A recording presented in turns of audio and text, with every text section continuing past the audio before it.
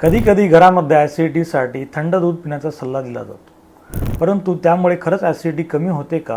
ह्या व्हिडिओमध्ये आपण जाणून घेऊया थंड दुधाचे ॲसिडिटीवरती होणारे परिणाम. थंड दूध प्यायल्याने तात्पुरते ॲसिडिटी कमी होत असते, किंबहुना फक्त त्याची लक्षणं कमी होत असतात, परंतु दुधामुळे ॲसिड बनण्याचे प्रमाण किंवा ॲसिडिटी कमी होत नाही. दुधाचा नेमका काय परिणाम होतो? दुधामुळे ॲसिड हे सुरुवातीला डायल्यूट होतं, त्यामुळे त्याचे परिणाम कमी जाणवतात. तसेच त्यातील कॅल्शियम हे ॲसिडसोबत रिॲक्ट करून ते ॲसिड न्यूट्रलाइज करण्याचं काम करतं. म्हणून थंड दूध पिल्याने ॲसिडिटी कमी होईल असं वाटत असलं तरी ते तात्पुरते असते आणि 2-3 तासानंतर ॲसिडिटीचे लक्षणं पुन्हा जाणवायला लागतात. त्यामुळे ॲसिडिटीसाठी थंड दूध पिणे हा उपचार नाही.